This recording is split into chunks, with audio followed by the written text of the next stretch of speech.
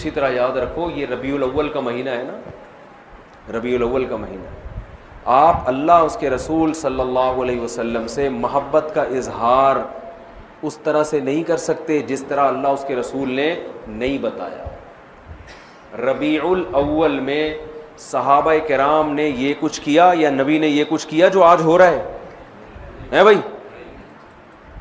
میں ایک ٹیکنیکل دلیل دوں، دیکھو نبی صلی اللہ علیہ وسلم کا جو یوم ولادت تھا نا، پیر کا دن تھا۔ کون سا دن تھا؟ پیر کا دن۔ یہ تو صحیح احادیث سے ثابت ہے۔ اب سوال پیدا ہوتا ہے کہ یوم ولادت کیا عید کا دن ہو سکتا ہے کہ نہیں ہو سکتا؟ بہت سے لوگ کہتے ہیں یوم ولادت کیا ہے؟ عید کا دن ہے، عید میلاد النبی کہتے ہیں نا۔ تو ہم اللہ اس کے رسول سے پوچھتے ہیں کہ یا رسول اللہ صلی اللہ علیہ وسلم آپ بتائیے کہ آپ کا ولادت کا دن کیا عید ہو سکتا ہے کہ نہیں ہو سکتا؟ تو مسلمانوں کے ہاں دو طرح کی عیدیں ہوتی ہیں، ایک بڑی عیدیں اور ایک چھوٹی عیدیں۔ ایک عید الفطر، عید الاضحیٰ، یہ سال میں عید الفطر بھی ایک دفعہ اور عید الاضحیٰ بھی ایک دفعہ۔ یہ اس میں ہم نماز پڑھتے ہیں، نہاتے ہیں، دھوتے ہیں اور مصلی کی طرف جاتے ہیں، ایک دوسرے کو مبارکبادیں دیتے ہیں، جانور ذبح کرتے ہیں، ساری دنیا میں یہ منائی جاتی ہے۔ کیا خیال ہے؟ اور ایک ہفتے میں ایک ایسی عید ہے جو ہر ہفتے ریپیٹ ہوتی ہے، جس کو جمعے کا دن کہا جاتا ہے، یہ بھی چھوٹی عید ہے۔ یہ بھی کیا ہے؟ اس میں بھی کچھ عید کا لک اللہ نے ڈالا ہے، اس میں بھی خطبہ ہوتا ہے، اور عید الفطر اور عید الاضحیٰ میں بھی کیا ہوتا ہے؟ خطبہ۔ اس میں بھی 2 رکعتیں، ان میں بھی 2 رکعتیں، اس میں بھی نہاتے دھوتے ہیں، سنت ہے، اور ان دونوں عیدوں میں بھی کیا خیال ہے بھائی؟ نہاتے۔ ان دونوں عیدوں میں روزہ حرام، اور جمعے کے دن بھی روزہ مکروہ۔ خاص جمعے کو مخصوص سمجھ کے روزہ رکھنا حدیث میں اس سے منع کیا ہے۔ کسی کا چھٹی کا دن ہے یا اس کو آسانی ہے تو ایک الگ بات ہے، اس نیت سے روزہ رکھنا کیا جمعے کا دن بڑا دن ہے تو میں اس لیے روزہ رکھ رہا ہوں، اس کی حدیث میں ممانعت ہے۔ تو پتہ چلا عید کا لک آیا کہ نہیں آیا اس میں؟ اب مجھے ایک بات بتاؤ، یہودیوں کے لیے مقدس دن اور وہ عید جو ہر ہفتے ریپیٹ ہوتی ہے وہ کون سا دن تھا ہفتے کا؟ یہودیوں کے بعد عیسائی دنیا میں آئے، عیسائیوں کے لیے کون سا ہوا؟ اتوار۔ تو ہمارے لیے کون سا ہونا چاہیے؟ پیر ہونا چاہیے تھا نا۔ جمعہ کہاں سے بول رہے ہو بھائی؟ ہم اور لیٹ آئے تو ہمارے لیے کون سا ہونا چاہیے تھا؟ پیر، اور وہ نبی کا یوم ولادت بھی تھا۔ لیکن نبی کا یوم ولادت تھا اس لیے اللہ نے پیر کو نہیں رکھا، ریورس کر دیا جمعے کو، تاکہ لوگ یوم ولادت کو عید سمجھنا نہ شروع کر دیں۔ بہت مشکل ہے بھائی، پشاور میں بات سمجھانا بہت مشکل ہے، بہت مشکل ہے۔ آ رہی ہے الحمدللہ، میں ویسے چھیڑنے کے لیے کرتا ہوں، وہ تو کراچی میں بھی سمجھ میں نہیں آتی کسی کو۔ یہ جملہ میں کراچی میں بھی بولتا ہوں، لاہور میں بھی بولتا ہوں۔ وہ غیرت دلانا مقصد ہوتا ہے کہ بولے یار اتنی آسان بات ہمیں سمجھ میں نہیں، کیسی بات کرو، ایک دم بوجھ میں سمجھ میں آ رہی ہے، جوش میں آ کے بولتے ہیں، پھر آتی ہے سمجھ میں۔ کچھ مسائل غیرت کے ہوتے ہیں۔ اب آپ بتاؤ کتنی زبردست لاجک کی بات ہے کہ ہونا پیر کا دن چاہیے تھا، لیکن اور وہ یوم ولادت بھی تھا، لیکن اس کو کیا کر دیا؟ ریورس۔ اتنا کافی تھا اس امت کو سمجھانے کے لیے کہ نبی کا یوم ولادت میں عید نہ بنانا، اتنا کافی تھا، لیکن نبی نے ایک اور کام کیا۔ شاید نبی کو معلوم تھا، اللہ نے بتا دیا تھا کہ یہ امت باز نہیں آئے گی، تو نبی نے ایک اور کام کیا کہ پیر کو آپ نے روزہ رکھا۔ صحیح بخاری مسلم کی حدیث ہے، صحابہ نے پوچھا آپ روزہ کیوں رکھتے؟ فرمایا میرا یوم ولادت ہے۔ عید کے دن روزہ رکھنا جائز ہے؟ کیا مطلب؟ روزے کا عید کا جو تھوڑا سا بھی تصور تھا نا یوم ولادت میں، اس تصور کے بالکل کھرچ کے جڑ سے خاتمہ کر دیا کہ روزہ اور خوشی کا دن جمع نہیں ہو سکتے، اور آپ پھر یوم ولادت کو یوم عید کہہ رہے ہو۔ تو یہ وہ کوشش ہے جو اخپل کوشش ہے، یہ اللہ اس کے رسول کی بتائی ہوئی کوشش نہیں ہے۔ خوشی میں کھایا جاتا ہے، روزے نہیں رکھے جاتے۔ ہمارے نبی روزہ رکھے، تبھی آپ دیکھو سعودی عرب میں سب عرب اکثر روزہ رکھتے ہیں پیر کے دن، سنت ہے، ہمارے یہاں رواج نہیں ہے۔ جمعرات کا بھی رکھتے ہیں، پیر کا بھی۔ پیر کا جمعرات کا تو کسی بھی وجہ سے رکھ لیا، لیکن پیر کا اس لیے رکھا کہ یوم ولادت ہے میرا۔ تو خوشی میں کھانا کھایا جاتا ہے۔ روزہ تو کھانا پینے سے بچنے کا نام ہے، اس کی میں 2 مثالیں دے دیتا ہوں تاکہ اور سمجھ میں آ جائے. آپ کی شادی ہو گئی, فرض کرو, کہہ رہے ماشاء اللہ,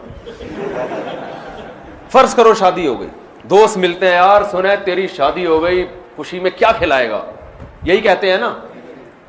آپ نے کہا اتنی مجھے خوشی ہوئی ہے کہ کل صبح نہ میں ناشتہ کروں گا نہ تم ناشتہ کرنا, ہم کھانے سے کیا کریں گے, اوائڈ کریں گے. تو کہے گا بھائی تیرا باپ دنیا سے چلا گیا ہے جو غم میں نہیں کھا رہا, تو حدیث میں آتا ہے نا جس گھر میں میت ہوتی ہے تو لوگ غم زدہ ہوتے ہیں تو ان کو کھلاؤ جا کے, کیونکہ وہ کھا نہیں سکتے بیچارے, غم میں ہوتے ہیں, پکاتے نہیں ہیں.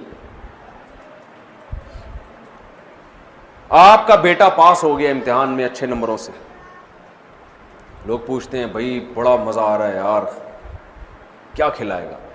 آپ نے کہا ڈنر کا ناغہ ہے, آج تم بھی رات کو بھوکے سو گے اور میں بھی بھوکا سو گا. تبھی عید کے دن روزہ نہیں ہے بھائی, روزہ اور عید ایک دوسرے کے بالکل اپوزٹ ہیں, ضد ہیں.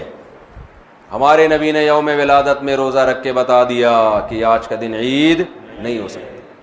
اور ایک اور بات,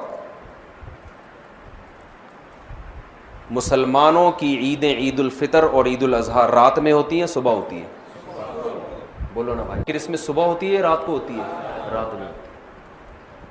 اسلام میں عیدیں صبح کے وقت میں رکھی گئی ہیں کیونکہ رات میں انسان شراب کباب کی طرف جانے کا خطرہ, عیاشی کی طرف, رنگ رلیوں کی طرف جانے کا خطرہ زیادہ ہوتا ہے, بتیوں کی طرف جانے کا خطرہ زیادہ ہوتا ہے. تمیز سے نہیں مناتا وہ.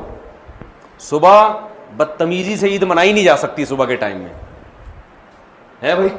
صبح تو نہا دھو گے نماز پڑھے, جمعے کو بھی دن کی روشنی میں رکھا گیا, جمعہ رات میں نہیں رکھا گیا.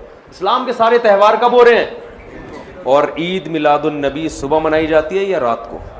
جوش و خروش آتا ہے رات کے وقت, بتیاں, پھر ناچ گانے بھی ہونے لگے آج کل, تو کیک کاٹنا شروع ہو گئے, بریک ڈانس شروع ہو گیا معذرت کے ساتھ, کوئی ناچ رہا ہے, کوئی نبی کی محبت میں ناچ ناچ کے گر گیا نیچے, ہے جی, پتہ نہیں کیا کیا کر رہے ہوتے ہیں.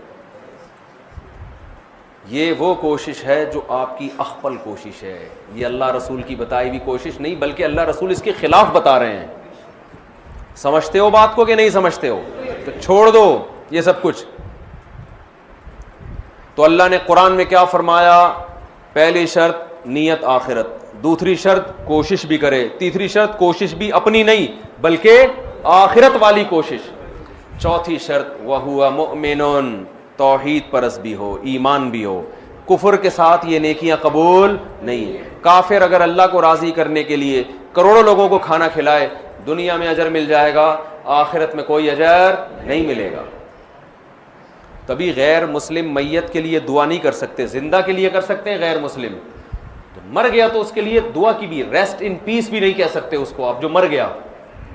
آج کل لوگ کہہ رہے ہوتے ہیں اس کی روح کو اللہ جو ہے نا امن میں رکھے, بس اللہ نے پابندی لگا دی. تو وَهُوَ مُؤْمِنٌ, ایمان کیا مطلب؟ مزار پرستی یہ ایمان ہے یا شرک ہے؟ شرک ہے. یہ ندا لغیر اللہ, صرف یا اللہ مدد چلے گا اللہ کے ہاں, اور کوئی نعرہ اللہ کے ہاں قابل قبول نہیں. ہم کہتے ہیں ایاک نعبد و ایاک نستعین, صرف تجھ سے تیری عبادت کرتے ہیں اور مدد صرف, یہ صرف کا لفظ بھی لگا ہوا ہے اس ترجمے میں, کیونکہ مفعول بھی جو آبجیکٹ ہے نا اس کو پہلے کر دیا. ایک ہوتا ہے نعبدو کا, اس کا مطلب ہے ہم تیری عبادت کرتے ہیں, اور کا کو اٹھا کے ایا کا بنا کے پیچھے لے آیا, تو عربی گرامر جو جانتے ہیں اس کا مطلب ہے صرف تیری, صرف تجھ سے مدد, ایاک نستعین, تیرے علاوہ کسی سے مدد نہیں مانگتے. تو شرک کے ساتھ میرے بھائی کوئی عمل مقبول نہیں ہے. تو یہ 4 باتوں پر آپ عمل کریں گے تو فَأُولَئِكَ كَانَ سَعْيُهُمْ مَشْكُورًا, اللہ فرماتے ہیں ان کے تھوڑے پر بہت زیادہ دوں گا میں. یہ تھوڑا کریں گے اجر وہاں بہت زیادہ, اور ان پر عمل نہیں ہوا تو دنیا تو آپ واہ واہ کر لے گی, بڑا پروٹوکول مل جائے گا, کوئی کیا بن جائے گا, کوئی کیا بن جائے گا, آخرت میں زیرو. جیسے پہاڑ ہوتا ہے نا راکھ کا, دیکھنے میں بڑا لگتا ہے, پھونک مارو پورا پہاڑ اڑ جائے گا وہ,